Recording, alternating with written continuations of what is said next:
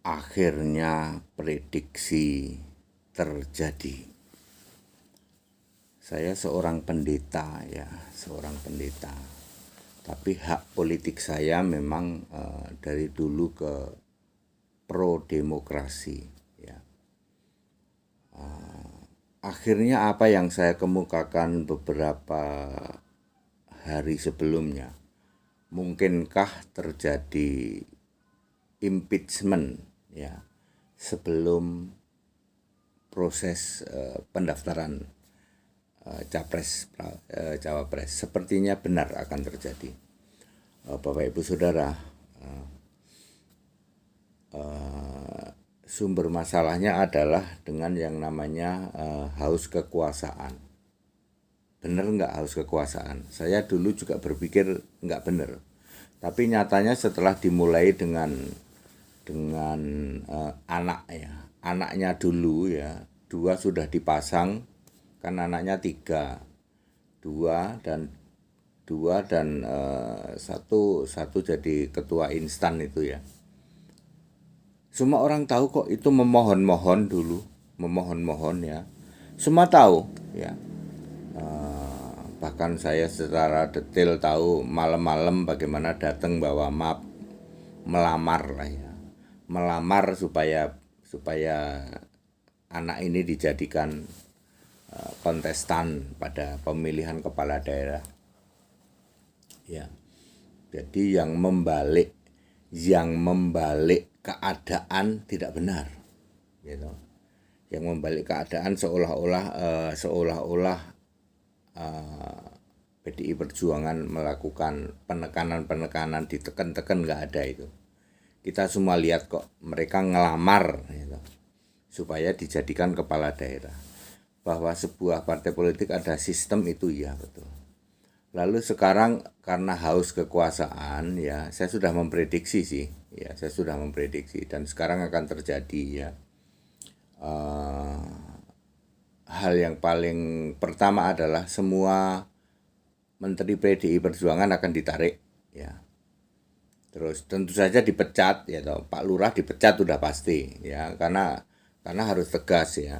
Pak Lurah dipecat, berikut anak-anaknya itu semua dipecat itu ya. Semua dipecat, otomatis terjadi impeachment dan jabatan-jabatan itu semua nanti akan di daerah juga akan dilakukan mosi tidak percaya ya.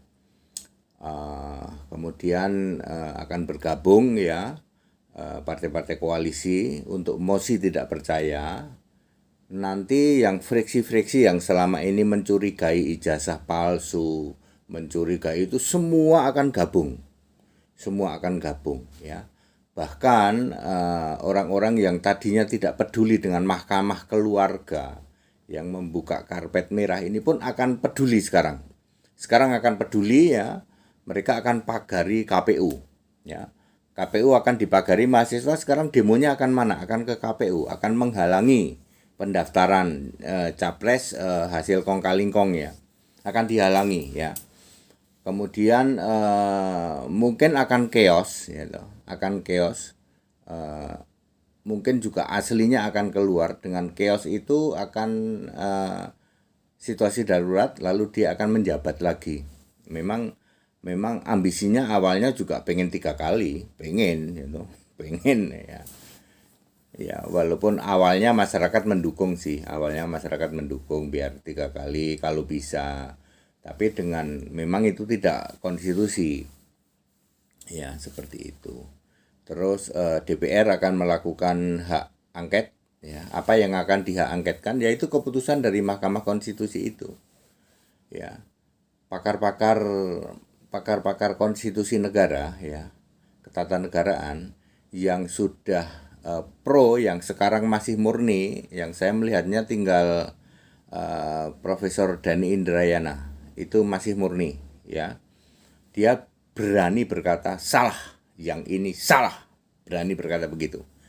Profesor Mahfud MD yang sekarang jadi cawapresnya Ganjar, cawapres kita, dia sekarang hari kerja, dia akan berfungsi sebagai Menko Polhukam. Dia akan berkata, ini salah, ini benar. Ya, seperti itu.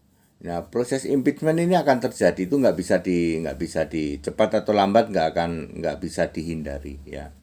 Dan nanti Pak Lurah akan crash landing, sudah pasti crash landing ya. Akan kebongkar semua, mungkin juga benar ijazahnya palsu, mungkin juga loh ya. Mungkin juga ya, benar ijazahnya palsu, lalu semua menteri ditarik, dan orang-orang yang pro demokrasi tidak hanya menteri dari PDIP, semua yang pro demokrasi akan menarik ya, ditarik, semua akan ditarik, menarik dirinya, termasuk jabatan-jabatan di luar menteri seperti Direktur Pertamina ya, Ahok ya, kemudian mungkin juga BKKBN ya, semua akan stagnan, semua akan chaos, jadinya kan seperti itu. PDIP akan lakukan itu sebab Mahkamah Keluarga tidak ada yang peduli. Ya, pakar-pakar ketatanegaraan mestinya ayo di titik ini peduli. Ya, ya tidak bisa ya negara diberikan dikooptasi oleh hal-hal seperti ini. Tidak bisa ya.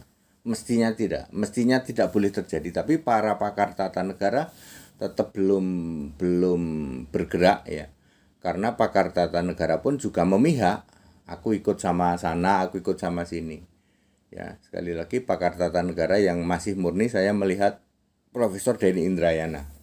Profesor Mahfud MD mestinya sekarang ini bertugas sebagai Menko Polhukam, jadi bisa bersuara. Memang nanti beliau adalah cawapres kita semua, tapi di hari kerja seperti ini beliau adalah Menko Polhukam, bersuara harusnya. Bersuara, kasih tahu akan bahaya-bahaya Indonesia chaos, akan bahaya-bahaya terjadi impeachment dan lain sebagainya. Ya Bapak Ibu Saudara, saya sebagai pendeta tentu saja saya bicara moral. Saya akan bicara dari sisi moral. Indonesia bahaya ya. Bahaya sekali hal seperti ini, bahkan banyak orang berkata orang tidak bisa berterima kasih ya. Tidak ada ya, tidak pernah ada yang mengatakan bahwa Pak Lurah direndah-rendahkan, itu nggak pernah ada. Semua terbukti di depan mata. Ya, semua memohon-mohon bahwa maaf untuk melamar supaya aku dipilih jadi pejabat-pejabat tertentu di daerah. Ya, 2 anaknya sudah. Ya, itu dengan kasat mata. Ya. Seperti itu ya, bahwa ada sistem namanya petugas partai. It's okay. Petugas partai kan ketika Anda masuk di lingkaran partai, ketika Anda sudah menjadi jabatan publik ya Anda menjadi milik publik, seperti itu. Ya, seperti itu ya. Presiden dan wakil presiden tidak bisa dipilih secara independen ya. Jadi harus lewat partai, harus ya. Pengkhianatan seperti ini bukan saja pengkhianatan terhadap partai politik, tapi terhadap konstitusi. Dan pakar-pakar konstitusi yang masih lurus saya melihat ya, mungkin hanya tinggal Profesor Denny Indrayana dan Profesor Mahfud MD. Yang lain itu sudah ngikut sana ya, sudah ngeblok ke sana ya, seperti itu. Baik, saya sebagai hamba Tuhan ya berdoa untuk Indonesia supaya tetap damai ya. Ya, kembali ke moral ya, moral. Saya sebagai hamba Tuhan pasti bicaranya moral. Ya. Seperti itu. Mudah-mudahan moral bangsa, moral para pemimpin dipulihkan. Ya. Indonesia akan menjadi negara hebat ya. Akan menjadi negara hebat ya. Ya, di zaman dulu pun ya, di zamannya presiden-presiden sebelumnya ya, itu pun tidak pernah terjadi yang seperti ini, untuk melanggengkan kekuasaan di obok-obok konstitusi ya, belum pernah terjadi ya. Dan banyak orang mengatakan Pak Lurah yang sekarang ini bakal mewarisi atau memberikan legacy yang ini yang hebat.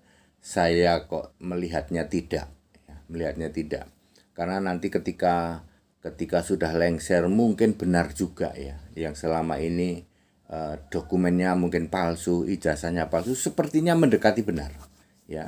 nanti akan ketahuan ya betapa betapa harus ada apapun namanya ya. Ya, kita 10 tahun loh Pak, 10 tahun ya yang seperti ini ya. Utangnya luar biasa sekarang Indonesia ya. Utangnya luar biasa dan korupsinya juga luar biasa loh. Korupsinya luar biasa kita ini ya. Dan semua tahu ya, moral, kembali ke moral ya. Saya berdoa sebagai hamba Tuhan, moral para pejabat Indonesia kembali. Kalau moral ini sangat penting ya. Moral juga menentukan kesetiaan, moral juga menentukan arah ya.